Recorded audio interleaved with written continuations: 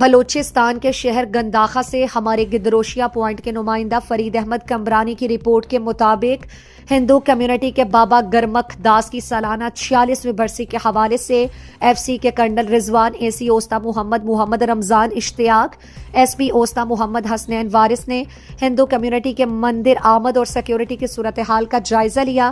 اس موقع پر ہندو کمیونٹی کے مکھی سردار نانک سنگھ راجیش کمار گرنیزئی نے برسی کے حوالے سے تفصیلات بتاتے ہوئے کہا، برسی ہر سال کی طرح 3 روزہ تقریبات منعقد کی جاتی ہیں۔ میلے میں باہر ممالک اور پاکستان کے مختلف شہروں سے بابا گرمکھ داس کے عقیدت مند اوستا محمد آتے ہیں۔ یہاں پر مذہبی عبادات اور مختلف رنگا رنگ پروگرام منعقد ہوتے ہیں۔ ہمیں ہر سال انتظامیہ مکمل فول پروف سیکیورٹی فراہم کرتی ہے، جس پر ہم حکومت بلوچستان، ضلع انتظامیہ اور خاص کر تمام سیکیورٹی فورسز کا شکریہ ادا کرتے ہیں۔